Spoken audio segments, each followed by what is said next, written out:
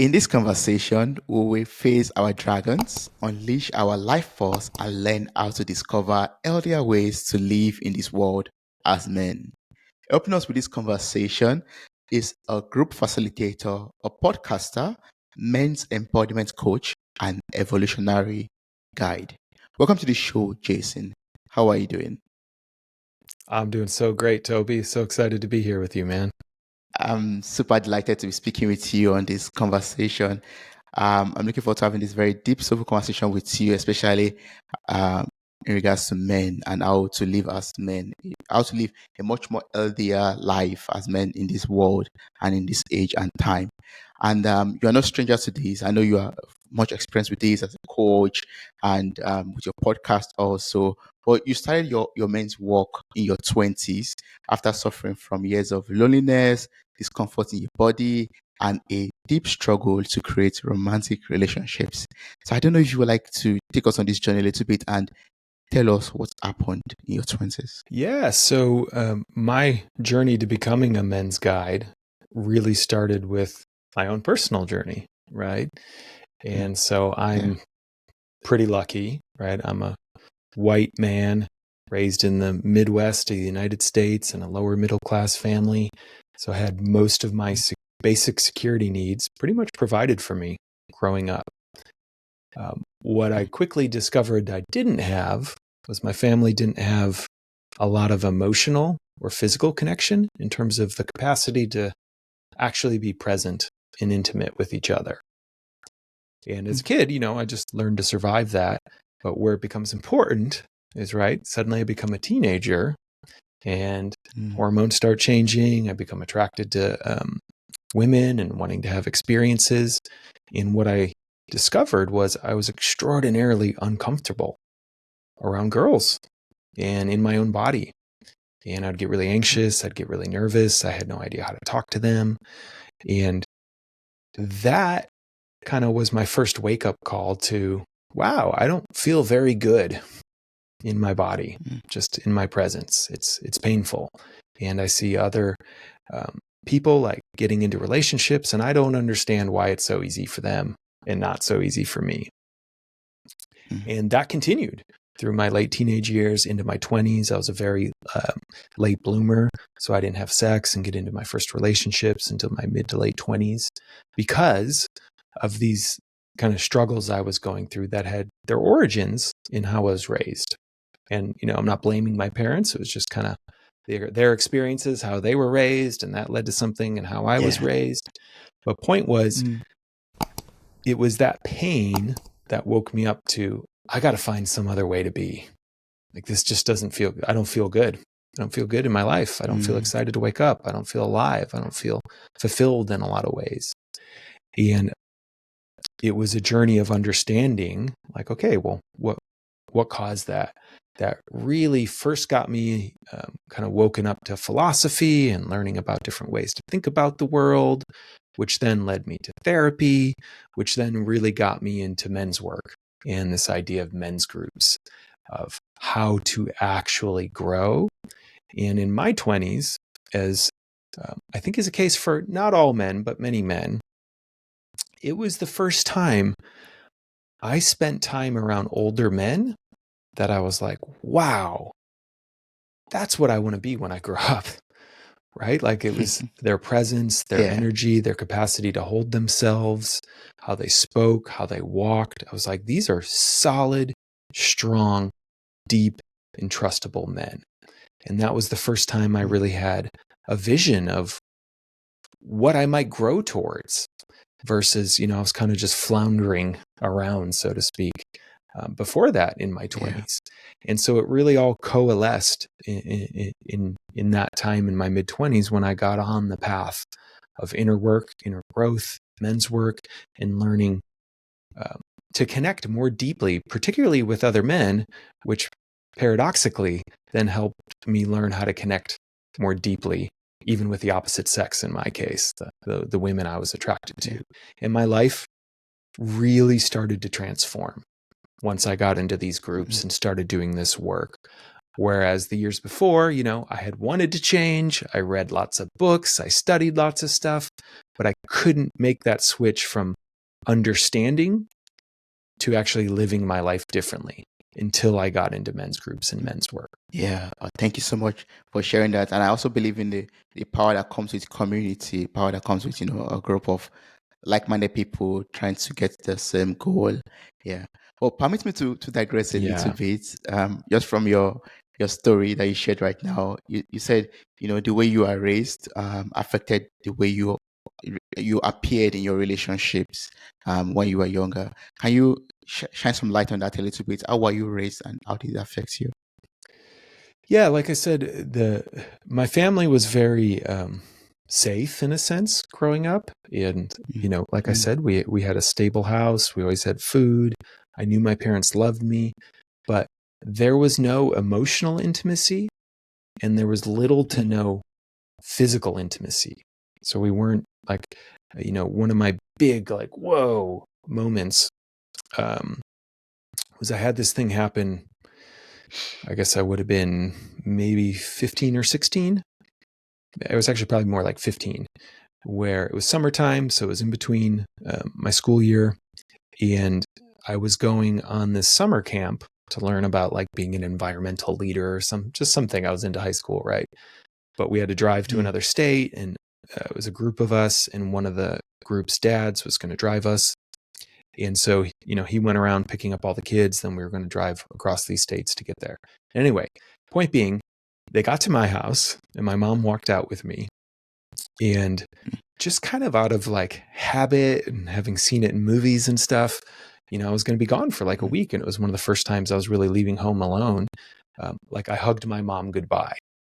And all I remember was feeling that was really weird. Like that was weird. That felt really weird. Okay. Something about that felt really Oh, weird, right? And I didn't quite yeah, understand yeah. it at that moment. Later on, Uh, as I started, working with a therapist and dug into my story a little bit, I connected the dots. That felt really weird because I could not tell you before that moment the last time I remember physically touching my mom or being touched by her. mm, So like a mm, hug, an embrace, as far back as I could remember, that wasn't there, mm, which was, at that age, that was a number of years. And mm, that really kicked off this like, wow, there were some ways I was pretty neglected as a kid, meaning I didn't get a lot of mm, touch. I didn't get a lot of attunement, emotional safety. And that had an impact on my nervous system, literally just how safe and comfortable I felt in my body.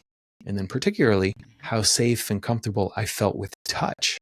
It was not something mm, my body was used to experiencing, just touch from other mm, people. I had lived kind of alone all those years. And so lo and behold, you know, that age, suddenly I want to be touching girls. Like that was, a natural part of that thing. But my body would yeah. freeze up and I'd get really awkward. I'd get sweaty and it would feel really weird. I wanted it, but then I was like afraid of it. And that was so confusing for me.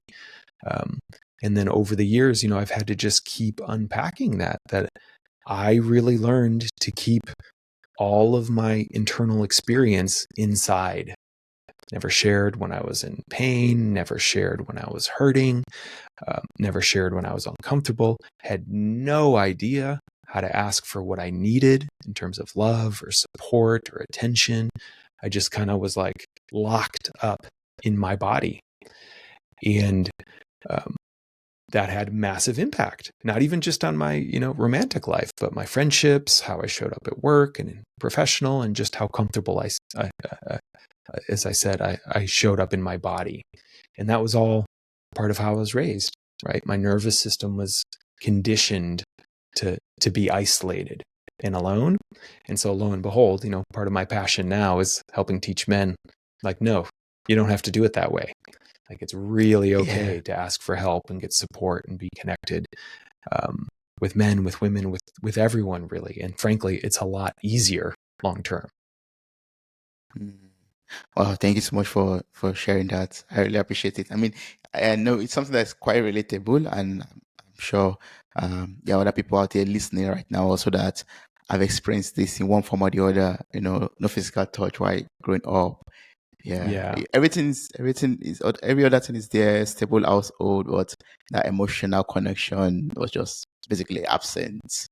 Yeah, and that exactly. affects And a I think lot. that affects us men and boys particularly heavily, Mm, right? Like, it's different obviously all over the world, but there's still quite a bit of homophobia in certain places. So boys like, you can't hug another boy or touch another boy. So I think mm, we're mm, particularly susceptible to, then if we're not getting that anywhere else, so many men I know and work with to this day, particularly with, coming out of the pandemic and everything, can go days, weeks, months without any physical contact with another human being.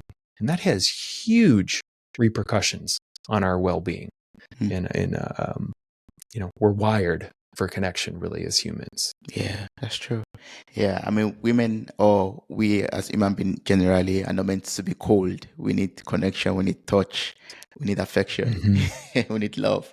Yeah. Yeah, and I like you to talk about your men's group, but before that, like, just for people listening out there, how would you describe a men's group? What do you do in a men's group? Yeah, totally. So I get this question a lot. And one of the tricks with it is men's group, kind of like if you think of the term meditation, people say like, oh, I started meditating or I want to meditate. It can mean a lot of different things. There's lots of ways you can Mhm, meditate. Just like there's actually lots of different types of men's groups. Some emphasize certain things more than others. But the most universal thing I can kind of share is it's when a group of men get together intentionally with some regularity. And the purpose of sharing that time together is to get real and honest about what's going on in their lives, where they're feeling challenged, and what they want to move forward, what they're moving towards, and what might be in the way. And so mm, it's about kind of going underneath the surface of, how's it going? Oh, I'm good. How are you? I'm good. Like we can kind of all play that game when inside, we Yeah. might actually, particularly as men, be really struggling. Like, no, my marriage is falling Mm, apart, or I just got fired from my job, or I'm just depressed and I don't know what to do about it. Men hide their feelings so much for so many different reasons, we've started to touch into. But a men's group's a place where we're getting together to slow down, actually get connected to our bodies and our feelings. And like I said, get real about what's happening in life. Get mm, very honest about where we're in pain, about sometimes also where we're celebrating, right? I did this thing and I'm so proud of myself and I don't even know who to share it with. That's just as a big a part mm, of a men's group as anything else. But my experiences in the groups, I really support men in, Toby, they're helping men get deeper into themselves, get more connected to what they want, what they need, mm, and what the challenges are along the way. And then you mm. wrap that all in just getting connected to other guys and realizing that sometimes sharing our vulnerabilities actually gives us a tremendous amount of connection and energy, right? To deal with the stresses of life in a sense. Yeah. And that Mm, I like to say, a good men's group helps us feel more alive and it helps us move towards the things we want to move towards in our life even faster and more powerfully. mm, So there's so many ways we can, like I can organize a men's group, but oftentimes, it's about we get together, we get into our bodies through some kind of embodiment practice. We do some check-ins to just kind of drop in with each other. And then anyone who's really struggling with something can bring it forward to the group. And then the group can give them feedback, guidance, counsel, or support to facilitate, moving that forward in whatever way they might need. yeah. Oh, that's beautiful. And how do you know, like, what kind of men fit into a group? I believe not everyone could be to get to work to any group together, to achieve a particular goal or aim. So how do you select the kind of men to be in a group, or what can we look out for when trying to build up a men's group? Yeah, paradoxically, I would say actually men choose themselves. So a man Oh, has to be okay. Yeah. ready, right? A man has to be ready. He has to say, you know what? I want more. I want more for my Mm, life, and I'm tired of doing it alone. It's really hard. It's really depressing. mm, So first and foremost, men have to be committed, to really succeed in a men's group. You have to buy in to the belief or to the growth orientation of life, that life is a mm, process of growing, right? We try something, mm. we get feedback. We use that feedback to try something else. Sometimes that means we Yeah. succeed.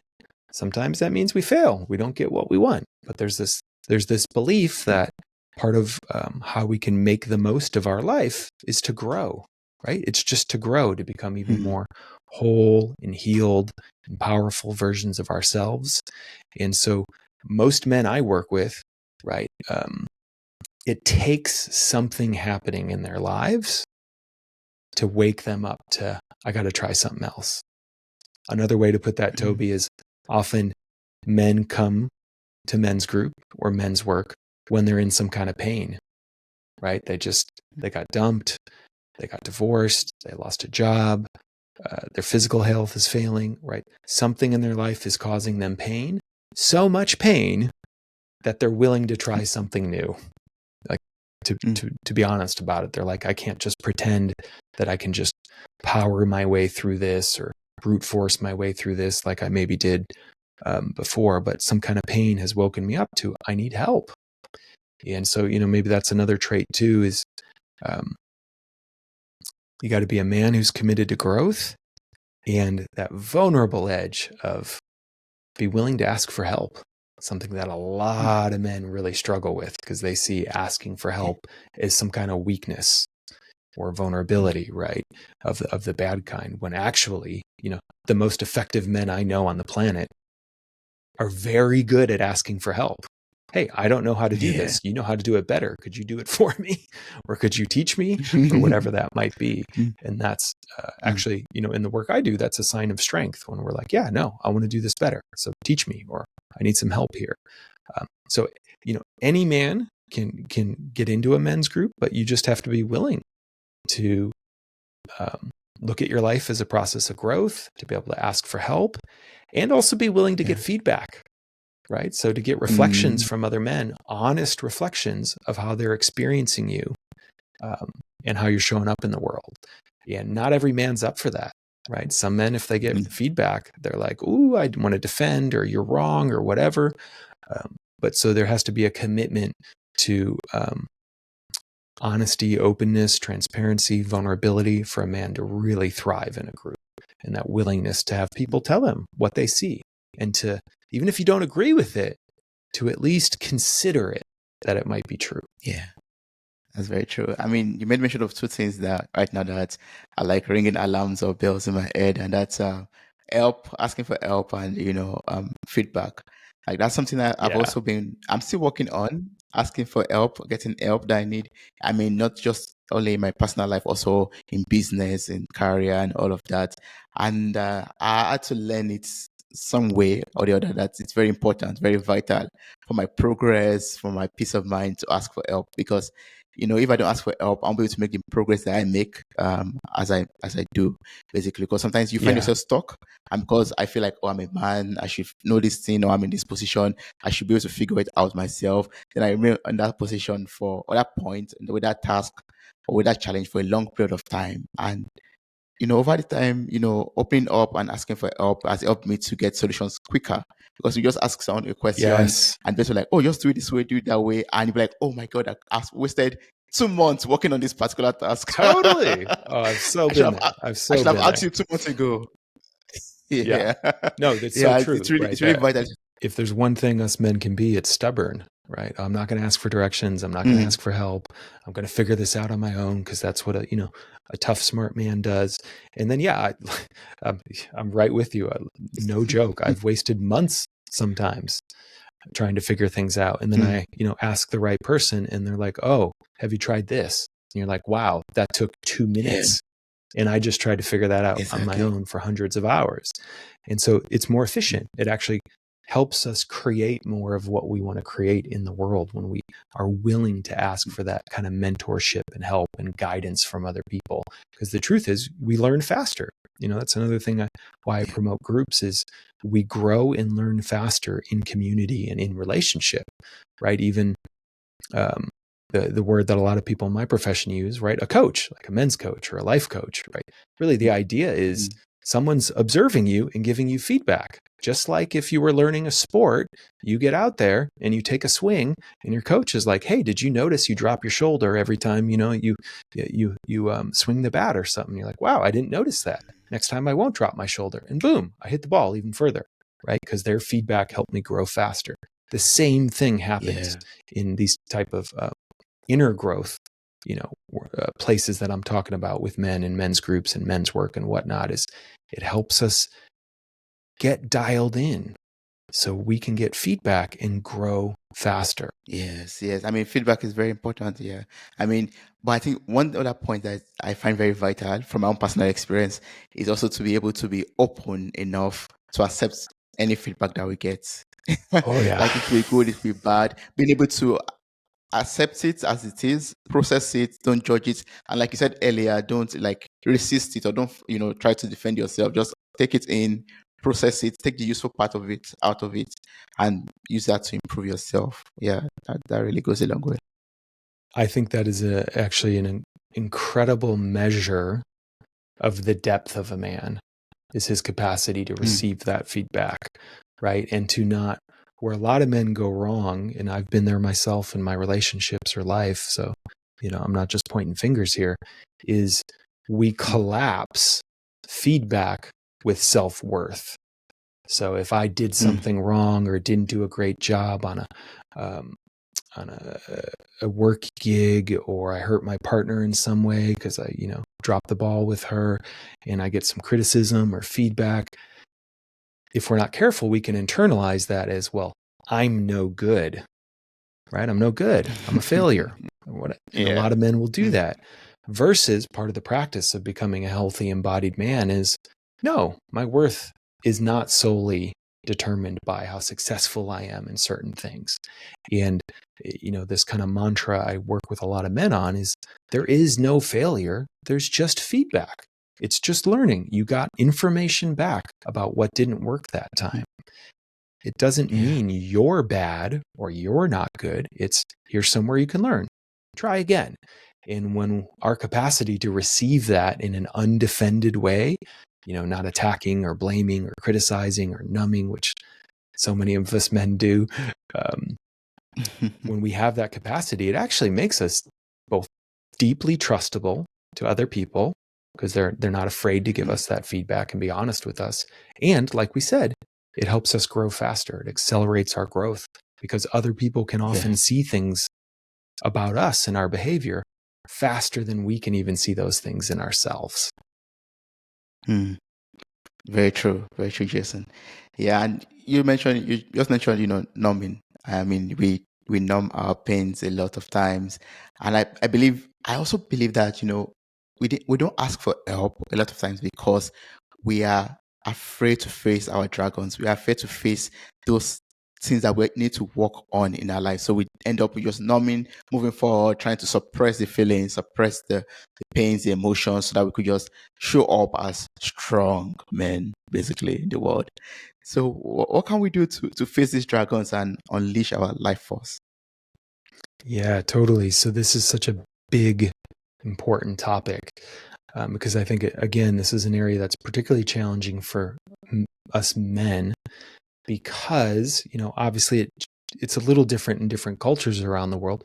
But in general, there is this thing where men are often raised to not show weakness, to always be tough, to not have emotions or not get overwhelmed by emotions. And often professionally and culturally and societally, many men are actually rewarded, as I say, for being disembodied. So actually, we get rewarded for being disconnected from our bodies, because it allows us to work really long, crazy hours. We can do extreme or professional sports, that oftentimes will actually hurt a man's body over time. Going to war, like all these different things, dangerous jobs, toxic jobs.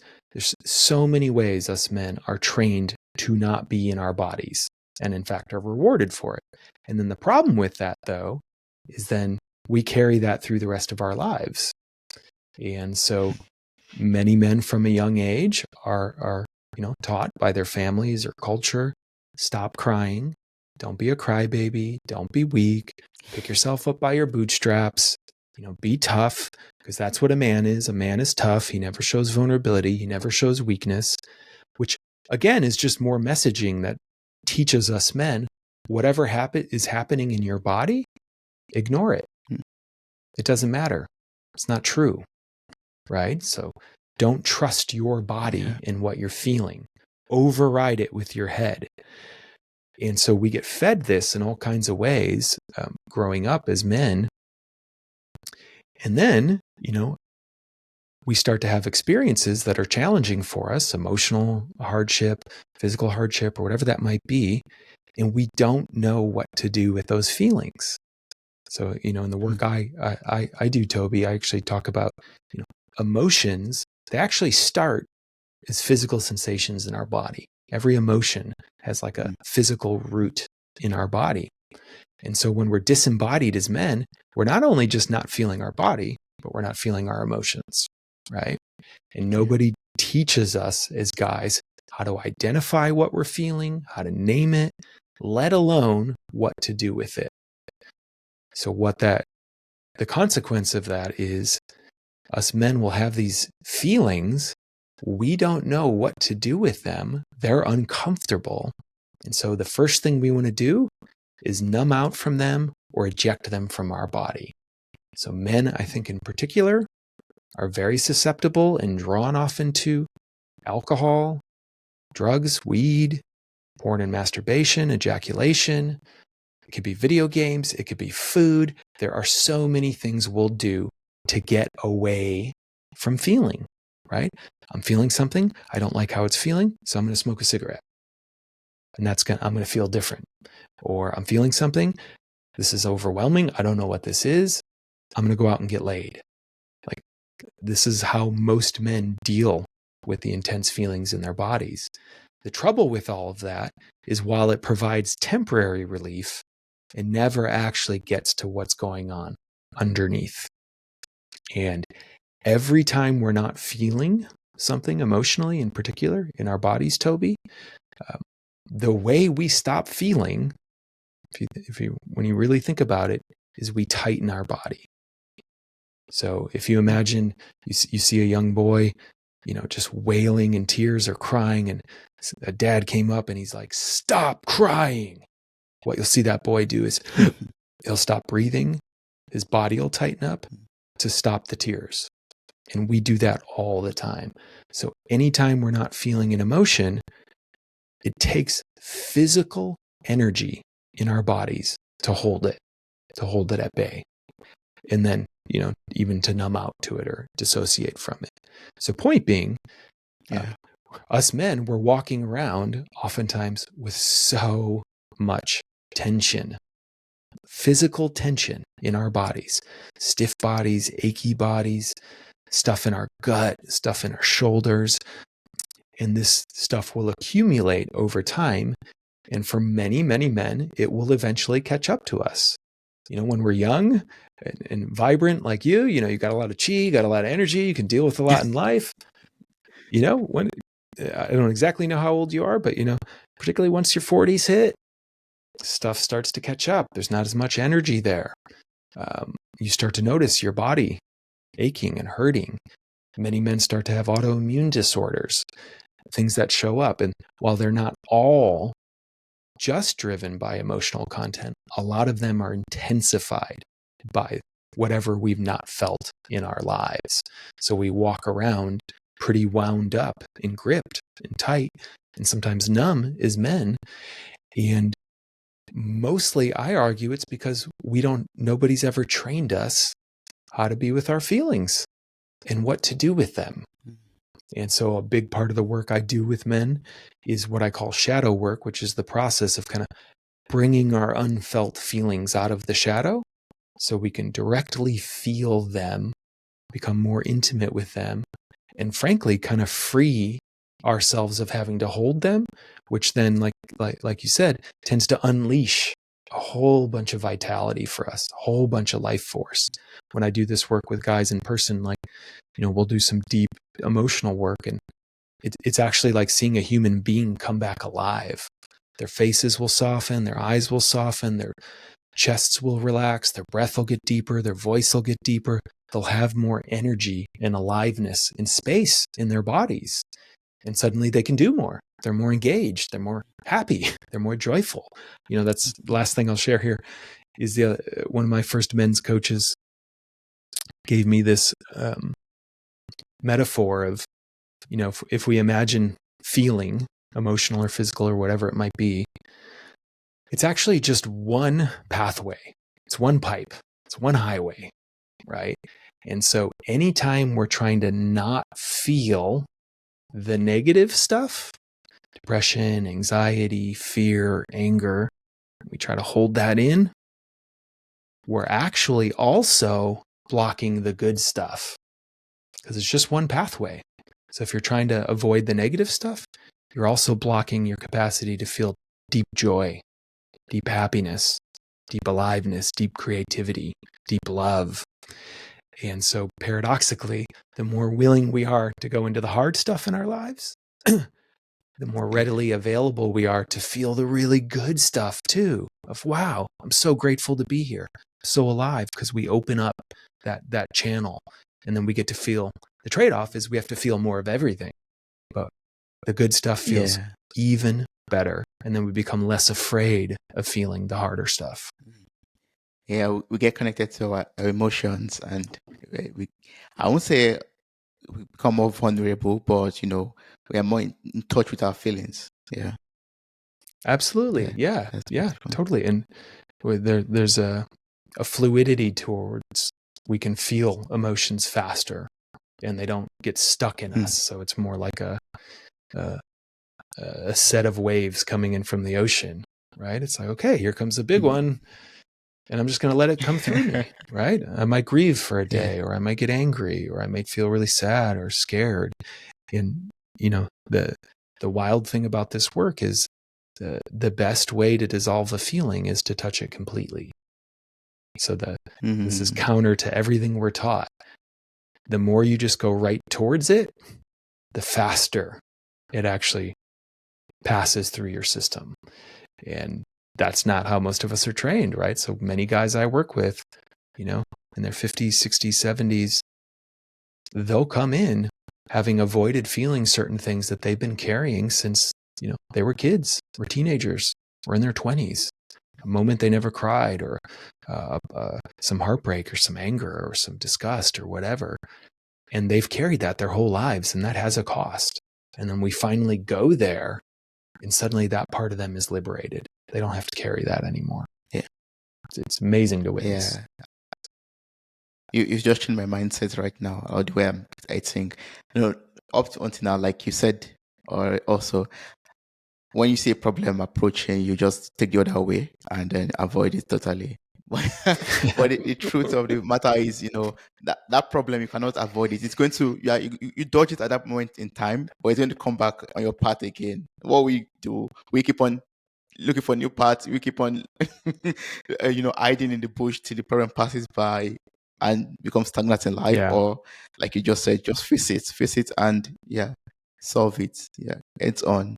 And you can get in touch with your feelings, emotions, and it's going to pass by, and you become a better person. Yeah. Yeah, and it creates a real strength and resilience. That's the other thing. This is where I kind of sometimes have to push back against the narrative so many men have got, where I'm like, well, here we go. If we want to talk about bravery and courage and whatnot, tell me, who's more afraid? The man who refuses to be vulnerable and feel the hard stuff, to feel weakness, to feel vulnerability, to feel shame, or the man who's just willing to go right into it? And the men who often mock or make fun of feeling, they're doing it often because they're terrified of feeling that. So they have to create a whole system as to why that's less manly. And so what I say is the most, not that I love this term, but the most badass men I know, they go right to their feelings.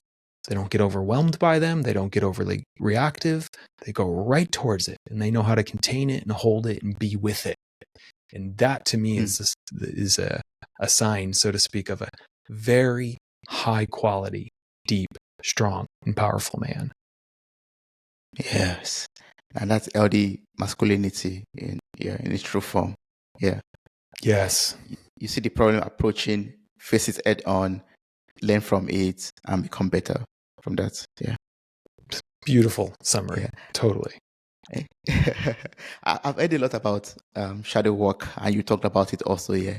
So I'm very curious to know, like, can you briefly describe what it's all about? How do you do shadow work? How does it work? Yeah, so the style of shadow work I lead, there's many different kind of modalities and methods. The style I do is very body-based, and it's very intuitive. Mm. And really what it often comes down to is, as I was speaking before, of putting attention on a man, helping him slow down. So really slow down to start to connect to the feelings and sensations in his body. And then as we actually turn towards those feelings and sensations, we get to start to connect them back to whatever created them, oftentimes. Mm. So another way to think about shadow work, Toby, is, we're just human beings. So this is natural for everyone. It's not like there's anything wrong with you if you ever built up shadow material or didn't feel a feeling. But, particularly when we're very young or in our formative years, anytime an experience is happening to us and it's too overwhelming for our nervous system, could be trauma, could be tragedy, could be grief, what our body will do is help us not feel it in that moment so we can survive, right? Yeah. And that's kind of, and so it gets locked in to part of our nervous system. And as I describe this, it's almost like that energy gets kinked up, gets stuck in these different pockets in our body. And then we forget about it sometimes. But suddenly there's these different pockets of unfelt emotion, let's say. Maybe there's some unexpressed rage or anger towards someone who wronged us, right? That we've never been willing to feel, or it was not safe for us to feel for many people in that moment, so we couldn't then. But then we're going through our lives 10, 20 years later, maybe we're walking down the street, we're getting in line for something, someone cuts us off, and suddenly our anger for that little person, that anger comes in and it connects with that pocket of unfelt anger in our bodies. So it's almost like there's a bundle of firewood just sitting there ready to be lit. That's all this unfelt anger. Yeah. So what would normally be this just like something small, like, oh, that wasn't cool. Man, I'm pissed at this guy for cutting in line. That's not fair. That normal kind of just little anger, that spark connects to all this unfelt anger, and we explode in rage, right? Maybe we start screaming at the guy. We've probably all witnessed people who were in a highly reactive state that didn't seem to correlate to what was actually happening around them, let's say, right? That's kind of the essence of trauma or shadow. Our previous experiences are being played out in the current moment, right? So our body doesn't know the difference between then and now. So shadow work is the process of slowing men down, connecting them to their bodies and their feelings, and starting to uncover and surface literally this material that's been in the shadow. So it's been impacting our behavior, our choices, our reactions without us even realizing it. Wow, I didn't realize the fact that I'm afraid to stand up to my boss is because dad shamed me when I was 4 years old. And I never grieved that. I never felt that. But like my body was terrified that I did something wrong. And that little boy's been showing up at work every day, afraid to get shamed by dad again. It's not always quite so simple, but sometimes it is. And when a man sees it, it's like a light bulb goes off of, wow, I had no idea. And that's the process of bringing the shadow into the light. Now we see this thing we weren't conscious of before. So suddenly we have more choice about how we want to respond rather than just unconsciously reacting. So shadow work is this kind of, it's so hard to describe, but it's this intuitive process of guiding men into their experience and helping them uncover often what's not been felt or what they've not been aware of that's been driving their life and using a lot of their life force and energy and liberating that. So we have more choice, more consciousness about how we want to respond in the current day, and giving us the other thing I'll tie this into is then tying that into very safe, connected spaces with other human beings around us where we actually feel safe to feel these things. Because some emotions are so intense, we are not actually meant to feel them alone, as I say. There's certain types of grief or hurt or sometimes even anger that we're meant to feel in community. And for a large part of human history, most cultures had rituals, right? Community feeling rituals or healing rituals or ways to connect, because we realized you can't just do this stuff alone. And as the West has kind of taken over so much of the world, a lot of that's been just destroyed and people are just left on their own and have no sense as to how to feel and are scared by that. But one of the things I see with men over and over and over, Toby, is just a concrete example here is, men will come to me and they're like, I can't cry. I wish I could cry. I can't cry. I've tried. I cannot cry about these things, from my life. And we'll get them into a group, particularly if we're meeting in person, where we're circled up. There might be some attention on them. And then almost inevitably, particularly once we add touch, so a man might just put his hand on his shoulder, grab his arm. That touch will send a signal to the nervous system. You're safe. Like literally, you're safe. Someone's here with you. And suddenly their bodies will just, and the tears will come. The grief will just pour through in a way that they had never felt safe to feel before, because there's that relational presence as well. So shadow work kind of involves all of that. Yeah. Wow, that's so beautiful. I mean, I encourage everyone out there who wants to work on it herself. I think for ladies also, it could be very useful if you're looking towards, find out those things that are working and making you act in some way subconsciously, to bring them to light. I think shadow work could help, and maybe going for coaching and therapists could be those therapeutic sessions could be very helpful, or just finding a group, a men's group, for example, that could, you could sit together, you could talk together and process all of these feelings together. That could go a very long way. Yeah, that's very wonderful. Totally agree. Big fan of therapy, big fan of coaching, big fan of groups, all of them. Yes. Jason, I mean, I've learned a lot from you in this conversation. There's a lot for me personally to also take back right now, to process, to reflect on. And I know there are a lot of more things that we could talk about, a lot of more things that we could dive into. But I would love people to reach out to you, to contact you. So I would like to know, what's the best way to connect and work with you? Yeah, if you're interested in learning more about kind of what I'm talking about here, best thing to do is visit my website, which is evolutionary.men. So it's not .com, it's actually .men. And on there, you can read articles I've written, listen to a podcast I have, see programs I run, some of which I do are virtual, so they're open to men all around the world, and to just get a cut of, what this work is really about. And there's a contact form on there. You can reach out to me. You can follow me on social media. But just head on over to evolutionary.men. Evolutionary.men. The link to this website will be in the show notes of this episode. So I encourage you to reach across to Jason through the website. Like you said, there's a tab for the podcast.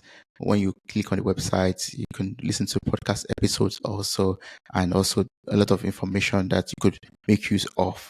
Thank you so much, Jason. I really appreciate this soulful conversation. I've learned a lot from you, especially you shed more light on shadow work. You explained the importance of men's group, and now I've gotten to understand why it's very important for us to face our problems, our emotions, our feelings head on, process them, work on them, and come out as better beings. Thank you so much. Yeah, thanks for having me, Toby. Yes.